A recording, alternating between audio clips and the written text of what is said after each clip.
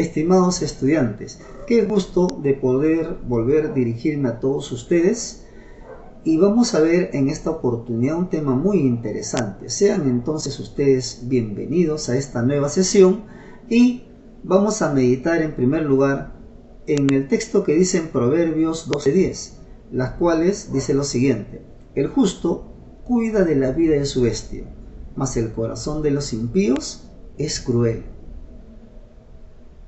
Dos actitudes diferentes, dos acciones diferentes, totalmente opuestos, son las que realiza una persona justa y una persona impía. La persona justa, la persona que practica la justicia, que se esfuerza por hacer lo que es correcto, y la otra persona que no tiene piedad en su corazón, no ve por el bienestar de los demás, no les interesa, es totalmente egoísta. Y el que es justo no solamente ve por el prójimo en sí, sino también si tiene mascotas, si hay animalitos en el hogar. La Biblia dice que esta persona justa cuida de la bestia, es decir, está atento a las necesidades que éste presenta. Por ejemplo, si tiene necesidad de comida, le prepara inmediatamente. Si sabe que de repente se encuentra malita o malito la mascota, lo lleva al veterinario o ve por ahí a atenderlo en todo caso. Está atento a las necesidades que tiene su animal, su mascotita. Pero todo lo contrario ocurre con la persona impía.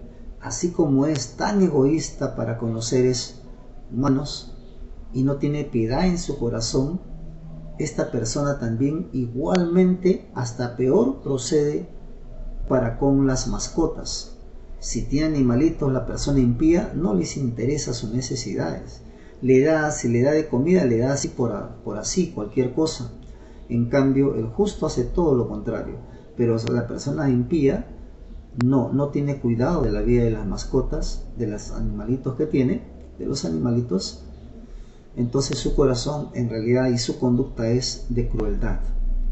Tengamos bastante cuidado, estimado estudiante. Si tenemos mascota, hay que atenderlos y estar muy prestos para poder ver también sus necesidades, porque es en realidad casi otra persona. Inclusive algunos lo consideran como parte de la familia, como un integrante más de la familia, y hay que estar atentos entonces a las necesidades de nuestros animalitos. Bien, estimado estudiante, con este texto guardado en nuestro corazón, vamos ahora a empezar la sesión de hoy, que es una continuación en realidad de la sesión pasada. La sesión pasada vimos acerca de los desastres naturales.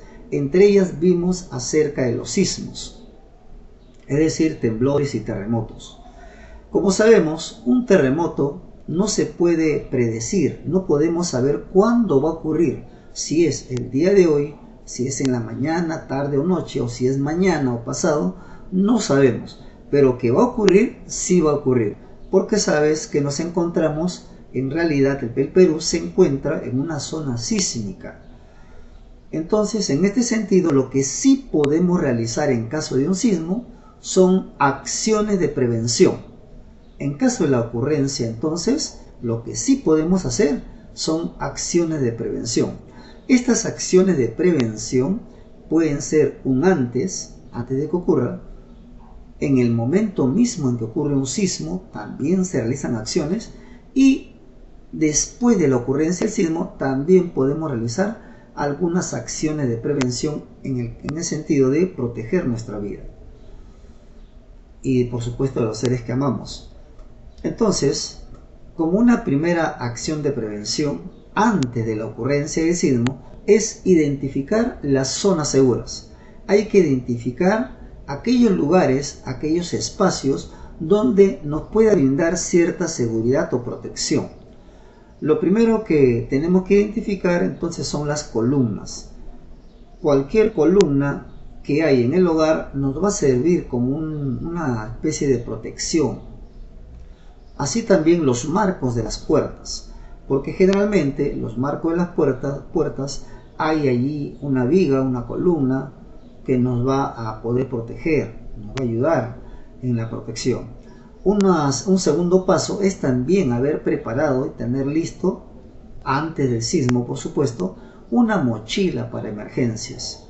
Esta mochila para emergencias debe de contener mínimo lo siguiente: debe de haber agua, por lo menos medio litro, alimentos enlatados, es decir, alimentos no perecibles, abrigo, sea una manta o 2 mantas, debemos tener una linterna para poder alumbrar en caso de que sea de noche, o también alumbrar en la zona, las partes oscuras.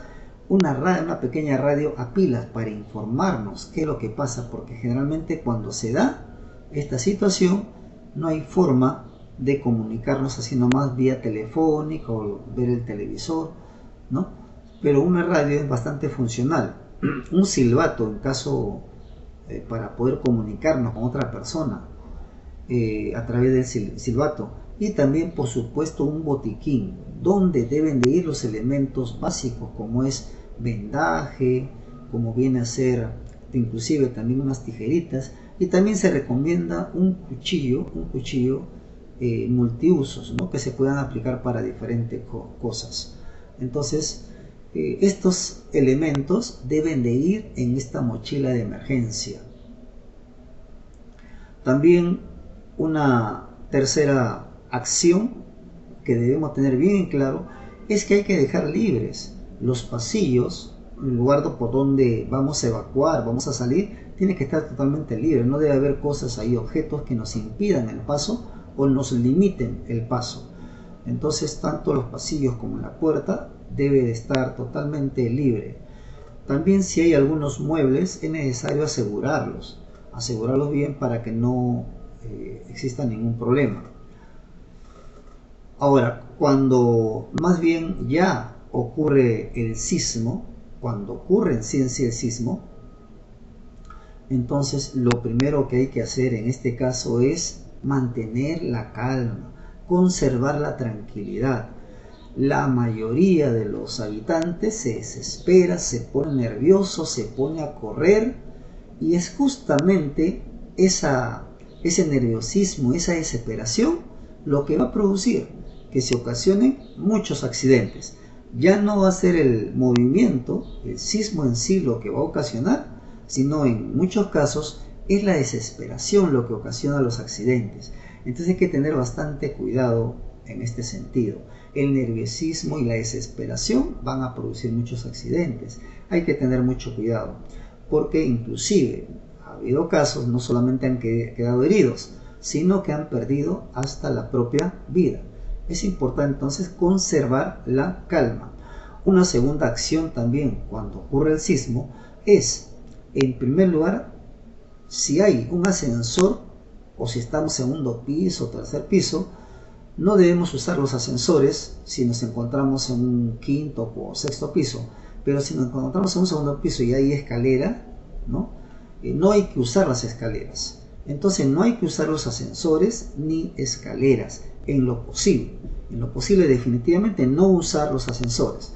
Pero si se va a usar la escalera, bueno, en último extremo, usémoslos, pero hay que sujetarnos por el pasamanos y bajar con bastante prudencia sin desesperarse. Es muy peligroso en realidad, no se recomienda inclusive bajar por las escaleras, a no ser que sea algo muy gravísimo, pero no se recomienda porque generalmente la gente que baja por la escalera baja desesperada y puede ocurrir más bien un accidente por la desesperación también. Entonces hay que tener bastante cuidado. También cuando ocurra un sismo hay que alejarnos de las ventanas, que hay, inclusive también hay puertas así de vidrio, hay que alejarnos de esas puertas de vidrio, porque estas generalmente se rompen cuando es un sismo muy fuerte y esos vidrios nos pueden hacer daño. Así también de aquellos muebles que generalmente ante un movimiento fuerte puede ser posible que pueda caerse. Entonces alejarnos de las ventanas y de las puertas de vidrio. Así también una tercera acción cuando ocurre un sismo es inmediatamente, aparte de ubicarnos en algunas zonas seguras, es en esta posición, y de tal manera que podemos formar una especie de triángulo Eso se llama el triángulo de vida, cuando nos ubicamos ante un mueble que sea fuerte, no delgado.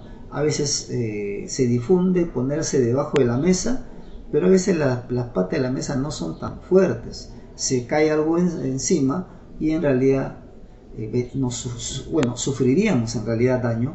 Entonces hay que tener bastante cuidado. Lo más recomendable es las zonas seguras en primer lugar, y luego en esta posición, inclusive recomiendan la posición fetal o la ubicación que observamos en la diapositiva. Encontramos también que ya después que ha ocurrido el sismo, debemos de revisar el hogar, la vivienda, si se puede en realidad habitar o no, porque a veces puede quedar tan mal que es mejor descansar o dormir en otro lugar.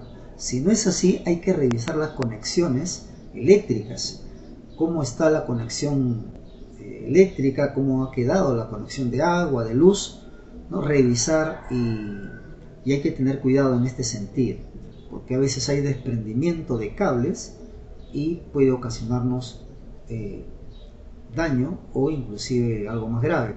Hay que tener bastante cuidado. Entonces se revisa primero el lugar. Así también tenemos que verificar el estado de los integrantes de la familia, cómo se encuentra cada uno de ellos, y si en caso un familiar ha quedado o una persona ha quedado herida o con fractura, no hay que movilizarlo así nomás. Es más recomendable llamar a emergencia o también a los bomberos para que ellos como especialistas sepan movilizar a la persona herida. Han habido casos en que personas que han sufrido fractura y uno con falta de conocimiento ha cogido al muchacho, a la señorita o a la persona, y al trasladarlo, en lugar de ayudarle, le ha hecho daño por el movimiento brusco que se ha hecho. Hay que tener mucho cuidado entonces. También en la comunicación, que generalmente uno quiere tener, con la preocupación, uno quiere tener comunicación con los otros familiares para ver cómo se encuentran.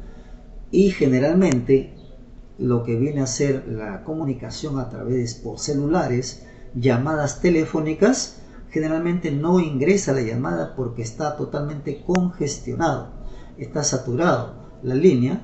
Entonces lo que sí tenemos que hacer más bien es, podemos usar el celular, pero para enviar mensajes de texto. Con esto, estimado estudiante, entonces estamos terminando la sesión de hoy y que Dios te bendiga.